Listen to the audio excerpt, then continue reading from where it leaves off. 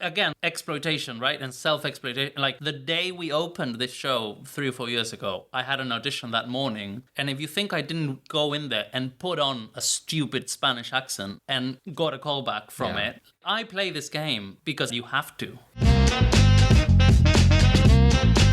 Welcome to Comedy with an Accent podcast. I'm your Taiwanese comedian, Kuan-wen. I interview comedians who perform English stand-up comedy but who are not native English speakers, or they can have very distinct British regional accent. This podcast is all about comedy, about accent, about languages, and about the comedy technique. So stay tuned if you're interested. Hola, bienvenido. What language is that? I don't even know. Is that Italian or Spanish? Spanish, yeah, you got it right. Yeah, that's right. Okay, welcome back to another episode of Comedy. I'm getting a bit more theatrical today. You wonder why? Another episode of Comedy with an Accent podcast. I have the pleasure of inviting someone who I only met for the second time in my life and in his life. Thank you for gracefully accepting the invitation. So today's guest, you are only my second ever guest from America Latina. There you go. Yeah. Oh, not actually, because I have a guest who is half Brazilian, so Portuguese speaking well, so we don't have to count them. No, we do. We do count the Brazilians. Let's not. Okay, I'm going to introduce him first. So it's Guido Garcia Lueches. Lueches. Very good. Almost there. When I saw the L-U-E, I thought, it sounds almost like when German, they have the snail's I sound. Oh, God, yeah. And they can't type it. They have to spell it with U-E. So it all sounds like Lueches. But I thought, no. No. In Spanish, you pronounce every letter that is there. So, Lueches.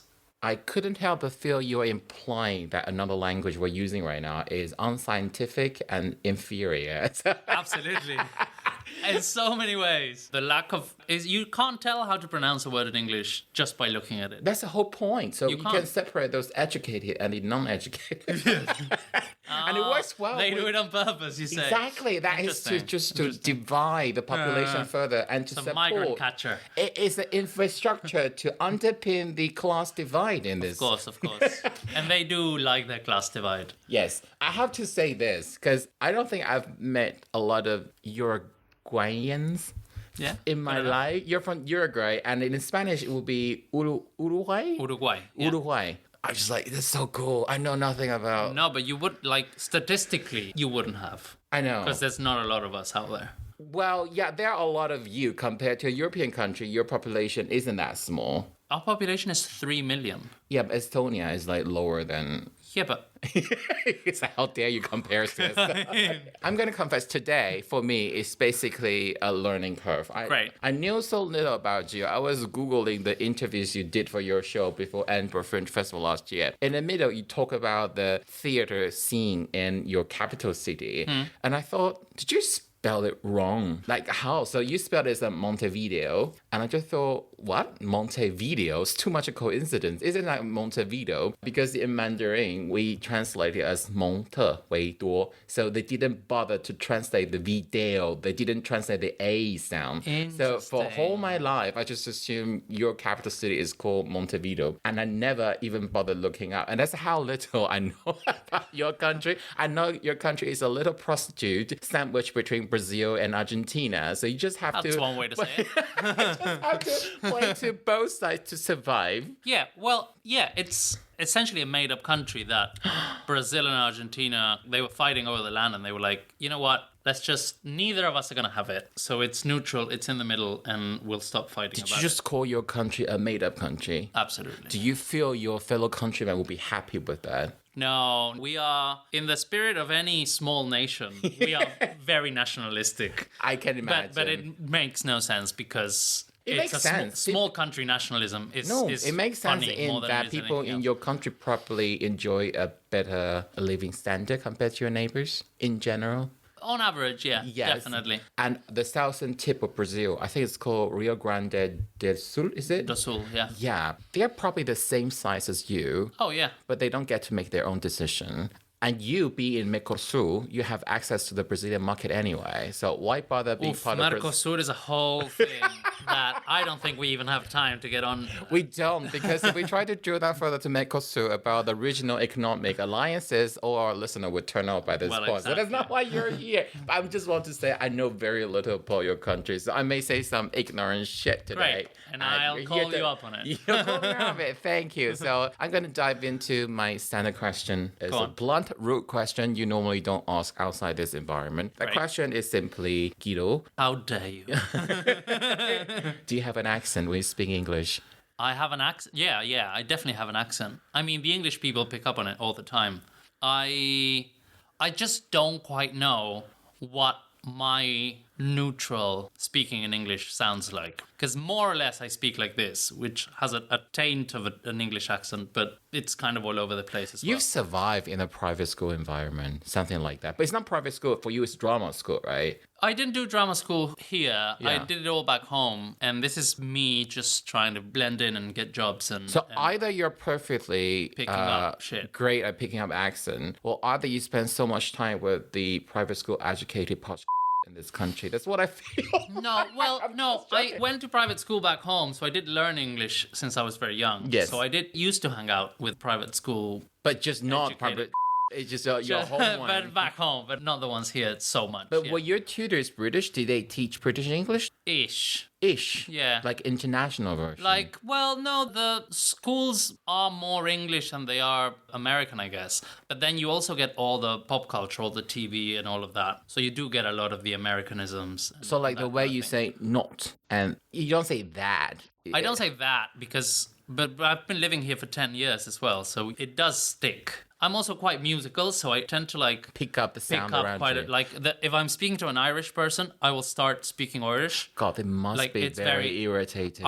For them, I'm sure it is. I'm sure it is because Try me. it probably sounds. No, Where's my- I will not. No.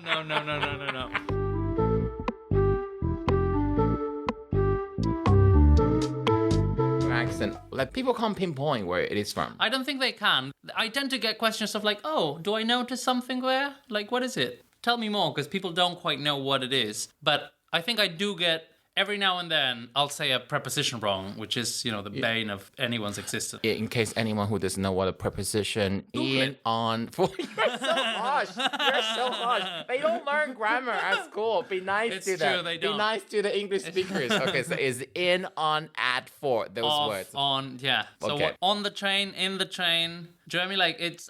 Seinfeld did a whole comedy routine about that. I'm sure he has. I thought... That kind of thing. I thought that joke can only be appreciated by native English speakers who didn't learn linguistic and English grammar, because as a foreigner, you learn that in less than 10, so there's nothing funny about that. You just have to memorize it. Yeah. Why? Because is it? No, the point is, I feel your mother tongue is, do you say Espanol or Castellano? Espanol. So yours... Which the Spanish hate, but... Why? Because for the Spanish, all of the languages in Spain are Spanish for the Spanish. So like Catalan and Basque. Technically, you should have called it Castellano. Yeah, but we call it Spanish. So your problem with the Catalan is your business. So don't try to correct. No, exactly.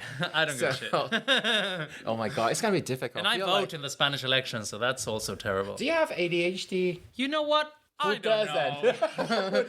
Not diagnosed.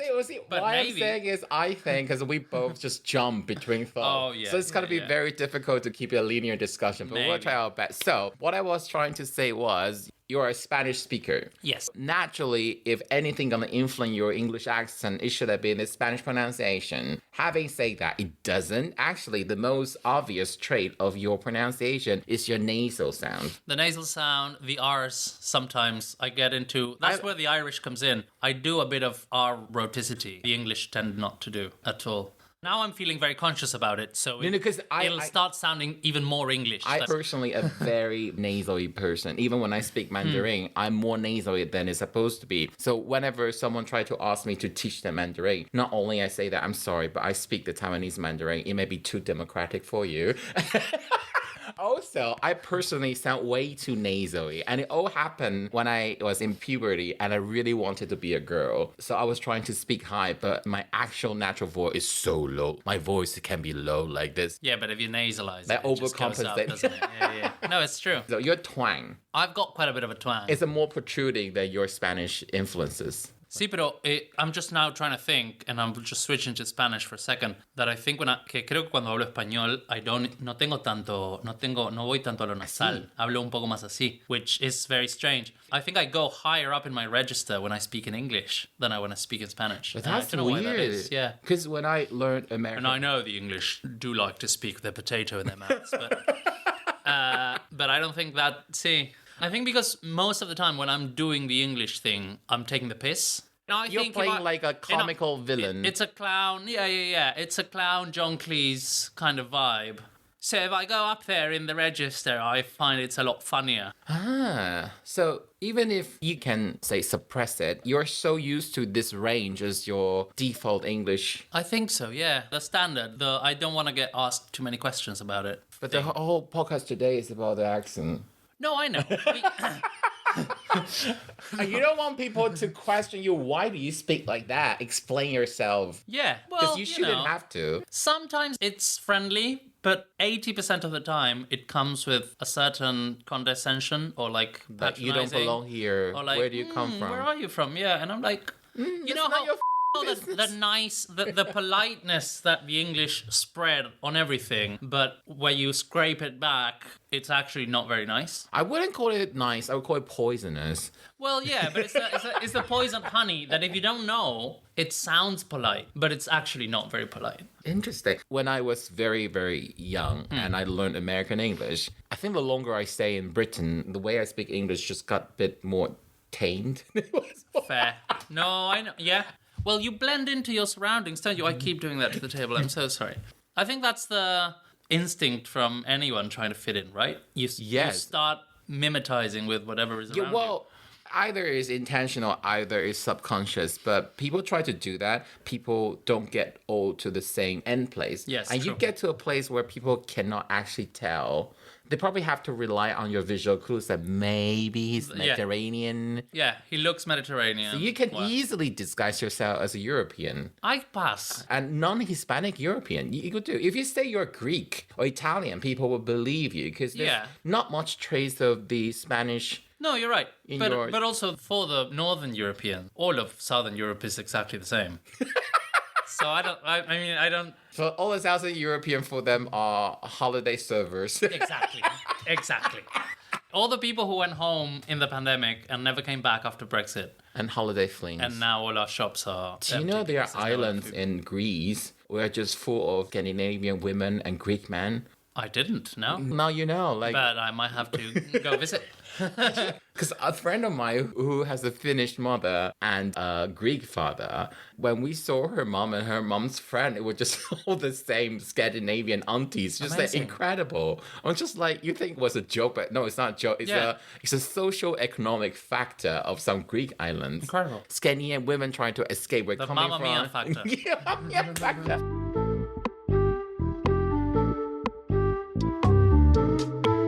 You know, when I Google you, and it comes up Guido Garcia Lueches. Yeah. Do you know what's the profession they come up with? I don't know. You are first and foremost a singer. Am I? Yes.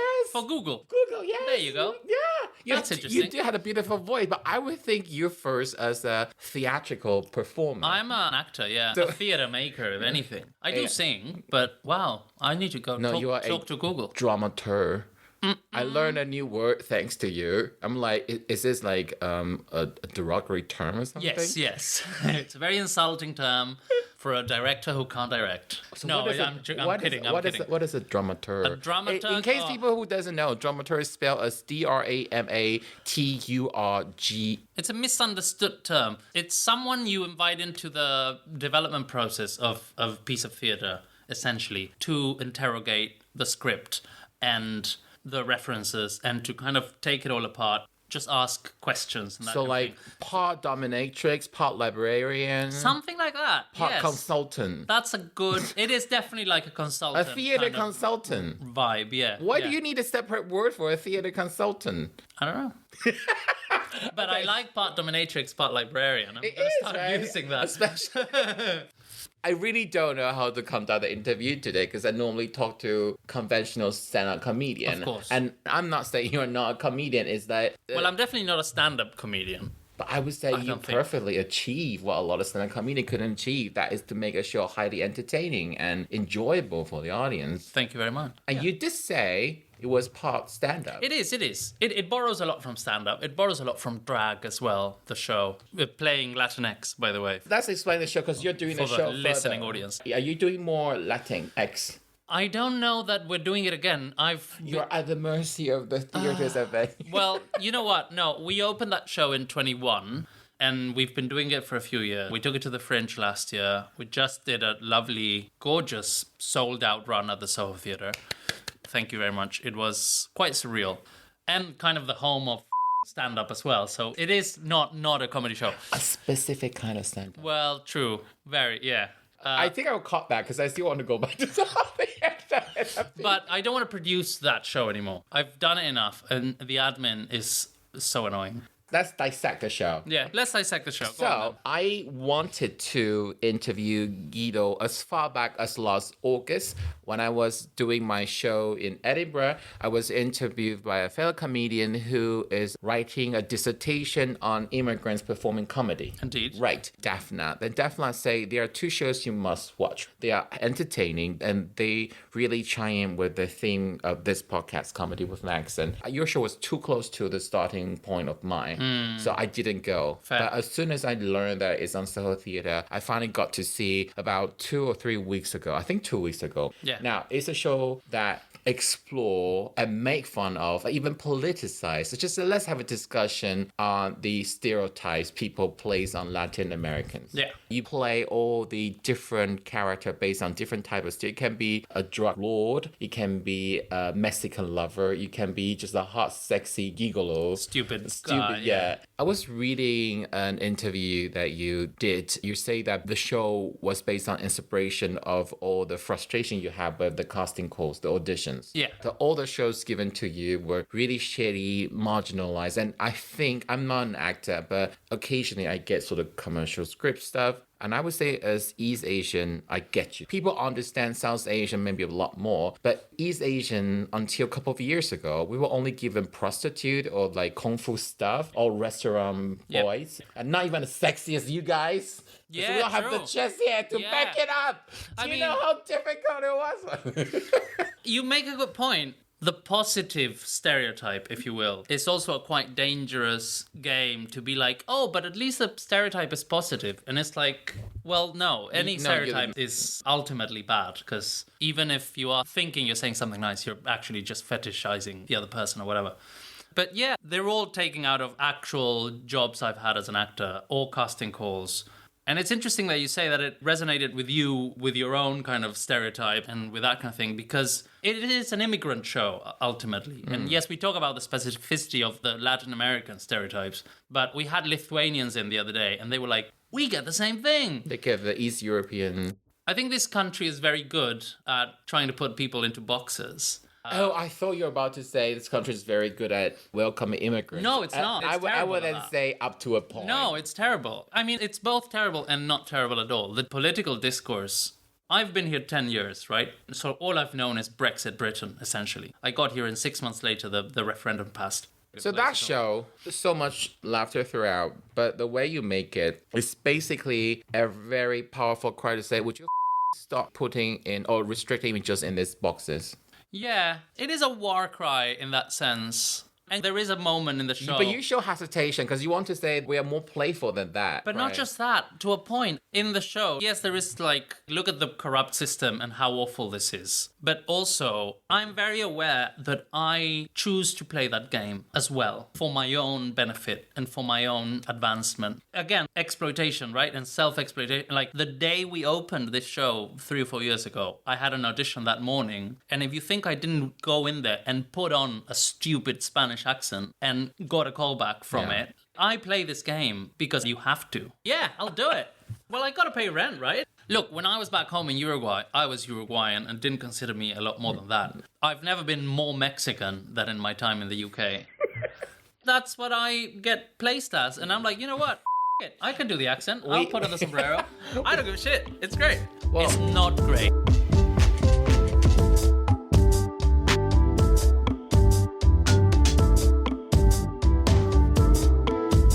Someone told me, it was a Portuguese girl. We came out the show, we both sort of complimented your show. She then say how interesting it was. You were shifting between different kind of Spanish accent throughout the show. Of course. Which I didn't know. Fair. So what accent will you do? How many were you, did you keep count of it? Oh, I don't keep count because it also depends on the day. To be fair, that show changes drastically depending on how many Spanish-speaking people are in the crowd. I can tell because I give little bits of Spanish away. If it starts getting celebrated or like reacted upon, then I'll start using more of it. So the show drastically changes quite a bit depending on who's in. I'm not sure what day you saw it, but like on the second night of the Soho. The first day of your Soho run. So the second night, 90% of the crowd was Latin American. And it was the rowdiest bunch we've ever had. They were all saying that, oh my God, it's so true. Then suddenly a lot of the show comes out in Spanish because those people are there and they want that. So I'm also kind of tweaking it as we go. And yeah, I'm doing a bunch of Spanish accents in Spanish and in English. It's very did you have to learn some of them specifically? Yeah, absolutely. So what was the most difficult one? Oh God, I don't even know. Because I'm not even placing them specifically quite. I'm just making a few. They were somewhere in you already, so they infused them. Well, but I also had, when I first came to the UK, I was like, oh yeah, I'll do Shakespeare, I'll do whatever. And then suddenly I'm getting called in to do the Sexy Mexican or the Colombian you've been drug doing lord. it for years. And then you start to learn how to put those accents on. I started trying to do this in the casting rooms, and instantly the question comes back, oh, can you just do it in your own accent? And then it's the deciphering of, oh, you don't mean in my own accent. Yeah. You mean in what you think is my accent. So then let me build this Latino accent for you, which is what you think you want to hear. And that has given me, weirdly, quite a bit of success in getting jobs and on like being a jobbing actor because I understood that stereotypical accent was what was required of me. So you can do a generic Latin American accent, but depending on the audience, if they know specific Spanish accent, you can then gravitate towards Well, that. and if it needs to be more Cuban or if it needs to be more Colombian or if it needs to be more Argentinian or Spanish from Spain, like, yeah, of course, I can go and place it in different places or Mexican or, do you know what I mean? Like, yeah, I'm hoping the audience can definitely appreciate that. Imagine someone is so good at accent and they just shift towards between an Australian and then a South African and then the Canadian and different type of Americans, like coastal and then local Fry Valley girl. It's a similar thing, but it's an exercise I've had to do in my career as an actor in the UK. But your Mexican accent, for example, how do the Mexicans rate you? Oh, they hate it, obviously. Everyone hates it, but they also find it hilarious. It's, again, the double-edged sword of, we recognize this, we think it's funny, but also, yeah. I want to go back to that you got from the casting director, that could you do your accent? The fact is, this is not your first language. Well, exactly. Everything I say, I'm putting on. Everything is a deliberate choice to a point. And also, my accent changes when I'm tired, when I'm not tired, when I'm doing a public speaking. When I'm hanging out with my Latin American friends. Or I'm joking with a friend who's not from the same language family. So I subconsciously and also consciously made all sorts of decisions that lead to a very specific version of the accent at that specific time. So what do you mean by my accent? And you decipher their language, say, you just want me to correspond as closer to your understanding. To your idea of what... Or the version of me in your head. Yeah, I mean, that's essentially what the show is about and how it, like, those experiences are what molded the whole thing. But if I come back to your English accent, how did you get to where you are? This very specific... Because it doesn't correspond to anyone's version of a Latin American. But also, how close-minded. Do you know what I mean? Like...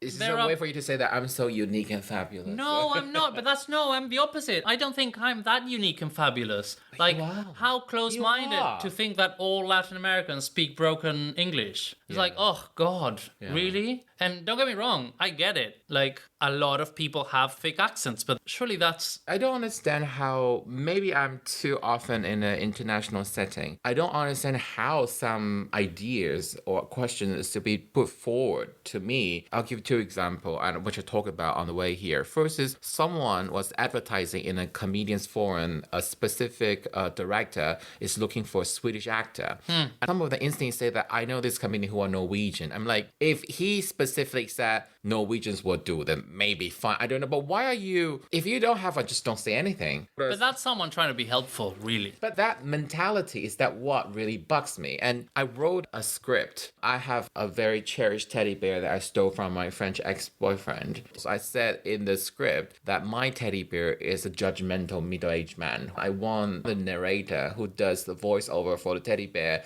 to be a middle-aged Frenchman. Yeah. Because I think the French accent carries a little bit grumbly vibe. Yeah. Is that a stereotype itself? I don't know. But then the feedback I got was that, oh, we can consider these British actors because they do a brilliant They do a very good French accent. I'm like, London has so many French people. I don't think it's going to be that difficult. And find a also, French person. if it's just a voiceover job, you can employ someone in France to do it. Yeah. Why would you, because you don't want to have to deal with a foreigner? Like, why would your first reaction is to go to the, like, if you can buy good stuff, why would you go for, if it's not cheaper? protectionism. I don't know. What's the mentality? Like, if you can have the I real... think the British people, and this is a gross generalization, but there is a general thought that all foreigners are stupid, or at least less smart than we are. So it's the quality control? And they do that to Americans. British people think everyone else is a little stupider than they are, which has no semblance in real life, but like they definitely think that. Yeah, but I'm sorry, a lot of British people, when they think they do a brilliant French accent, it's absolutely crap. Oh, and I don't know. People just didn't tell that in their face. I'm sorry, but that French accent won't do. But the same when you see them trying to do an American accent on a stage, you're like, well, you instantly know who's British and who isn't. Well, I have to say it's at least better than American trying to do a British accent. Well, no, of course, but Americans can't do anything. Tell That's me a terrible thing. 2 or 3 examples of the worst American accent by a British actor. Oof. I'll give you one. Go on. Reese Witherspoon in The Importance of Being Earnest, and Anne Hathaway in One Fine Day. I love that you've got these things in the back of your head. I'm very good at trashing Hollywood.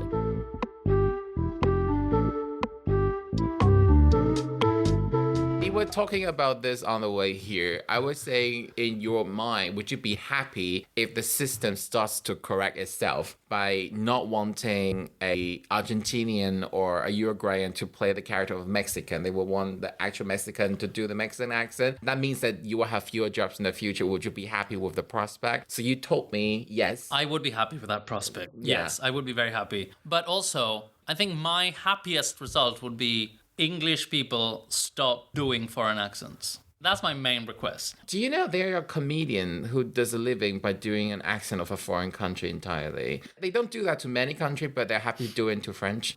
Maybe your ideal world that they're just character, they're no stereotype, is potentially a dangerous statement because you're from the, I wouldn't say a forgettable, but you're from a country in Latin America that almost does not register on British people's mind. That, of course, people here heard Uruguay before, but before... Mostly because they know a football player or two. Yeah, before I probably look up your country, I didn't even know you had that same sort of dictatorship past. So, for example, if you ask people to name a worldwide dictator, quite a few would mention Pinochet from Chile. But we wouldn't know much about the dictatorship past of Uruguay. And Uruguay doesn't have a lot of clear, stereotypical element people can pinpoint.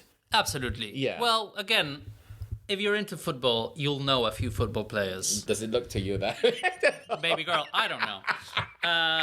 Other than that, we had a president a few years ago that was like the world's poorest president. That was a thing. But no, you're right. It's a small country, and why would you care? To a point, that's normal. I don't know anything about Estonia that you were mentioning a few minutes ago. Like, I think what you're saying is in an ideal world, they are just job, right? For example, you played in The Importance of Being Ernest question mark. Yeah. You play Algernon, right? Yeah. You want to be a non-label, non-box thespian, right? You want to do Shakespeare and all sort of different plays. Yeah. And it doesn't really matter what background you have. No, but it's the imbalance that lots of minorities talk about these. There's also that thing of like, oh, only gay actors should play gay roles. It's like, no, acting is acting, and anyone should be able to play anything in like the theoretical ideal world. But in reality, when the imbalance is so to one side, then you just need to correct and overcorrect. Yeah, but before the system corrects itself fully, stereotypes for ethnic minority or foreign or immigrants is like a poison chalet, isn't it? It is. At the same time, it restricts you. On the other hand, it guarantees job prospect in a very imbalanced system. Yes. But if you rely too much on it, then you will never break the ceiling. But that's the thing, problem. yeah. And it also perpetuates a system of stereotypes, which is the ultimate danger of it. Yes, I'm guaranteed to be seen for a lot of drug lord parts, but whose life is that making better? So let's say no one. if you earn enough from different acting jobs, Yeah. money is not so much a concern. So the first to chop would be those drug roles. Oh, yeah. Mexican drug lord. What about the sexy pool cleaners? I mean... No, it's still bad. But, you know, if you can get away with playing a sexy pool... So I guess for me, it's a very specific question to you. I rarely have to ask this question. So coming from a theatrical background, you have so many tools. You are doing a one-man show, basically. Yeah. Why did you employ and rely heavily on the tool of humor to get your message across? That was my question to you. Because humor is like magic, in a way. When you make someone laugh, you've essentially cast a spell. If I'm making you laugh, you are on my side instantly. Doesn't matter why I've made you laugh. But suddenly we're buddies. And once we're buddies, I can tell you what's really wrong and what's actually concerning me. Imagine how different it would be if I started the show with that angry lecture, as opposed to starting by making you laugh. Then the gallery curators on a Wednesday night in Soho Theatre will applaud you. Yeah, but no one else. This will not go in. But no one else, do you know what I mean? It instantly puts you on the defensive. Yeah. Whereas if I make you laugh and I make fun of myself, suddenly we're all in that, oh, this is fun. You want to get a message outside just that little virtue signaling white guilt-tripped middle class. But it's similar to what Hannah Gadsby does in Nanette.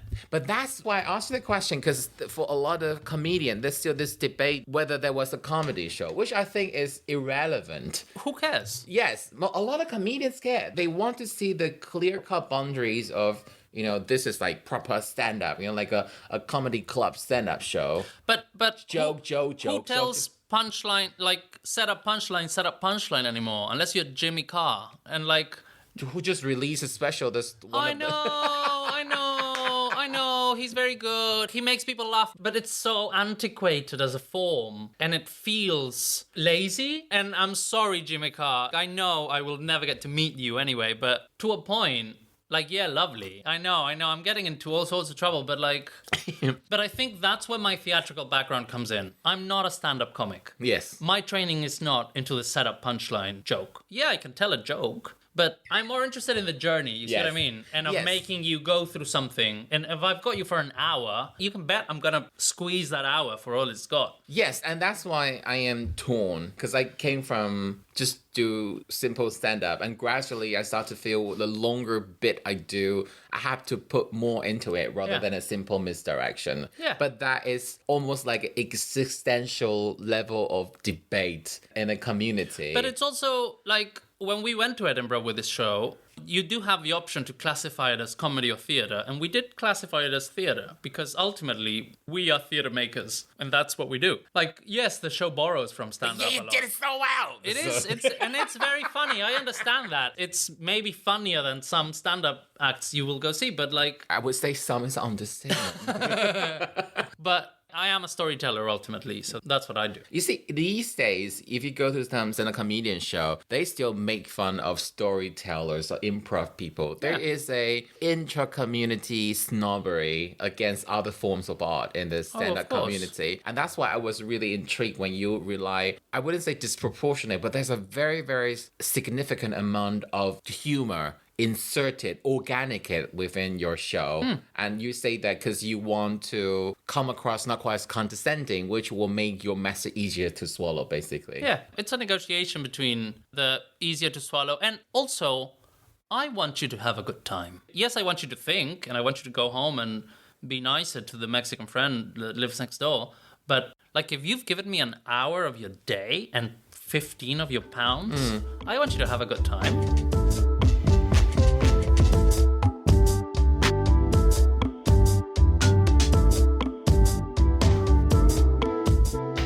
point in your show, to make your point, you are doing also the ridiculous, over the top, larger than that accent. Yes. Was still a lingering discomfort in you that, am I being ironic enough, or am I still being the circus animal by doing this accent? As a minority performer, I tend to ask myself the question, am I being smart enough to provide nuances or subvert the stereotypes? Or am I still, in a way, reinforcing the stereotypes? Because the same thing I do means different thing to the audience. Yeah. When the audience are too thick to get the nuances of my joke, I basically am just a different kind of monkey in a You're circus. essentially playing to the far. It's like something like Little Britain. People defend it saying, no, they're making fun of the stupid and of the far right talking points. And I'm like, yes, maybe you are, but if the people watching you don't get that you're making fun of it, all you're doing is reinforcing that. For me, that's the Al Murray question. So I don't know if Which you one? know. So there's a character comedian called Al Murray, and he's really popular. It's pub landlord, Yeah, right? yeah. So he was even nominating himself to run for a local councillor. But then people did support him and thinking his character is a real person. Yeah, exactly. It was supposed to be ironic,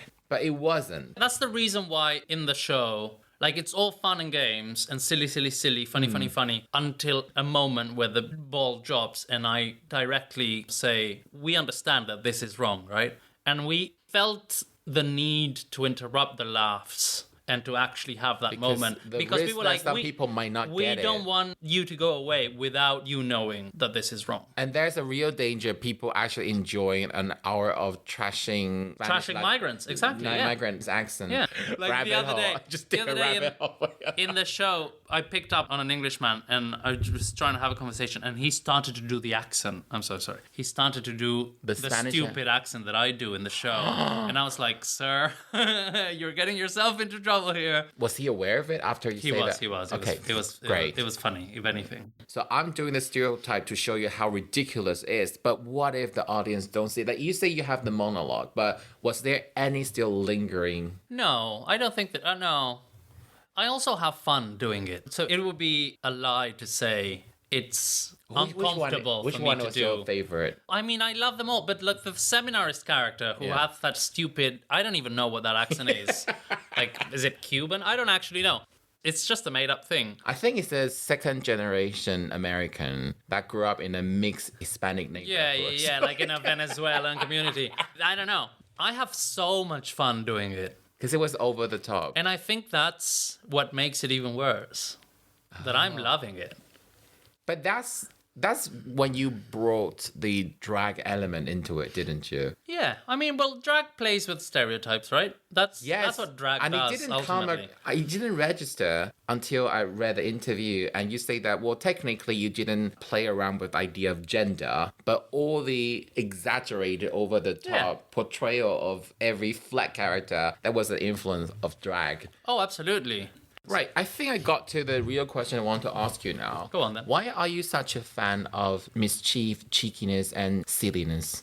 What do you mean? Okay, Who isn't? Let me explain. And I'm a goblin at heart. Mischief is all I do. not a lot of drama school that I know. So, but you know who I'm talking about. I do, but also there's a few things there. Drama schools in this country are very strange. And Enlighten. I'm gonna say this first, and please feel free to Go on add. In my country, in Taiwan, you don't have big production. Fair. Like that. You don't have such a active scene when actors go from West End to TV and movies and they just circulate seamlessly. Initially, I was in all of that. But then something started to irritate me. And I don't know why until I read the interview and it got me. You said during the dictatorship era, theater was intrinsically linked to the resistance. There was a political element to it. Back home, And you were shocked to see how much, you're using polite language, but you're saying how much the theater is tangled with establishment here. Yes. I would personally prefer the language of leaking the establishment's ass. So that's the preface. And Okay. You say what you're going to say. Okay, yeah, that's fascinating. Yes, back home, theatre is very political. But we have a similar thing. There isn't the industry level of theatre that they have here or on Broadway or, you know, another like of the big kind of places.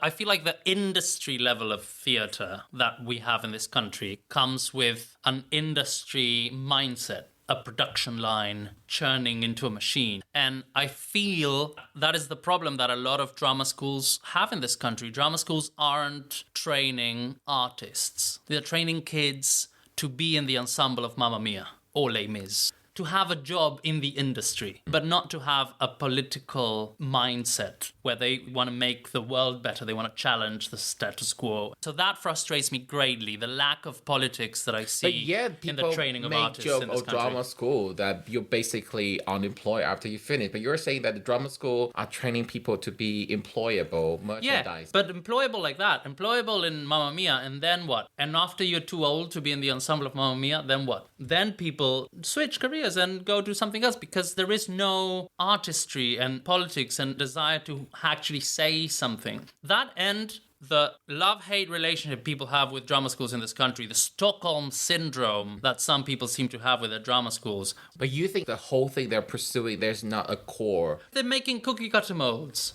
Do you know what I mean? They're not helping you become the more interesting human being that you can be. And some of the cookies are not even good. Well, yeah.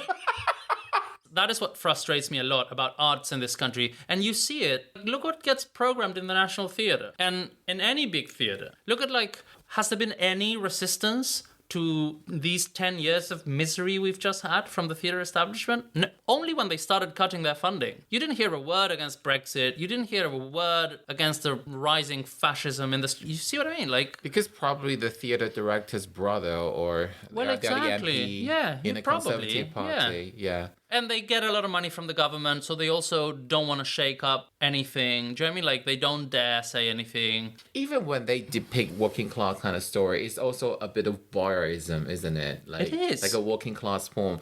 So they embrace this system so much. So much. And it has become a very typical pretentious elitist attitude. Also, in that world, comedy is never treasured as much as non-comical theater in a way. Oh, 100%. And that leads to my question, why you cherish Silliness so much? Because the kind of drama people we associate here. Yes. To be taken seriously, yes, you have to be serious and not stupid. But I embrace stupidity as a way of life. It has to be stupid. The world is inherently stupid and doesn't make any sense. Even in the comedy world, people are shining away from just being stupid. Because of the Edinburgh Festival. Yeah. I feel like it's balancing those two things for me is the need to be stupid. And I do ask myself the question a lot. What is the stupidest way to do this? When we were playing Latinx, it was always what is the stupidest solution to this? That's where the inflatable pool comes from. It's what is the stupidest way to do it? A tiny pink thong? Yeah, go on then, let's do it. I'll put on the thong. Whilst at on the other hand, being what's the political message? What am I actually saying here? How do you balance the stupid and the meat, if that makes any sense? It's such a pleasure to have you. Thank you. I don't have control over today's flow because good luck editing this. Yeah, I know, but I feel like I learned so much from you. I don't know a lot about the theatrical world, so I can't have more input, but it's a very enlightening episode. It's a strange little business, and we do our best. Yeah. I don't know. I'm not one to be optimistic about the state of things, but I am there to fight the good fight. So, but if your inbox got an email for a Mexican drug lord casting call, you will go. I mean, if it's for a lot of money, yeah. I did an ad last year, and the casting was Brazilian doctor, whatever that means. I went into the casting room, did what I can only describe as a bad Russian accent, and I got the part. I think a Brazilian doctor will be someone who passionately saved the patient's life, fingered the nurse in the waiting room, and then goes to a samba lesson to pick up girls in the evening. And on that note... that I've learned nothing after this interview. I hope there will be more news on Play. Oh, I forgot something. Was there any temptation not call the show Latinx, just call it Latino? Oh, yes, many. We thought about it a lot. We discussed it a lot with my two directors. Let me explain to people first. Latinx, because in Latin languages, they have different ending declination to show masculine and feminine. Yeah. So you have Latino for men, Latina for women. Yeah. And Latinx is a gender-neutral way to It's one of the gender-neutral ways. in the States now, they're saying Latine with an E, which is also quite neutral. And there's a lot of people who absolutely hate the term Latinx. But Latine in Italian is like the feminine But plural. not in Spanish. Not in Spanish, at okay. all. And yeah, but I feel like I explain it in the show. I'm also making fun of that term and being like, well, what's the most complicated way to make an English-speaking person say it? And Latinx sounds horrible. So I'm like, let's go with that. But You know, Latinx are very close to links, which is... I mean, if that's where your mind goes. But so yeah, it is I understand it's a controversial term, but I also don't give a because it is a show to educate white people ultimately. I thought you were trying to also highlight like your queer element into the show in a way. Yeah, absolutely. A little bit of educational tip. Let's be condescending for one last moment when I say goodbye to my guests. And it's been your fabulous guest today, Guido Garcia Lueches. Thank you very much. Lovely to be here. Yes.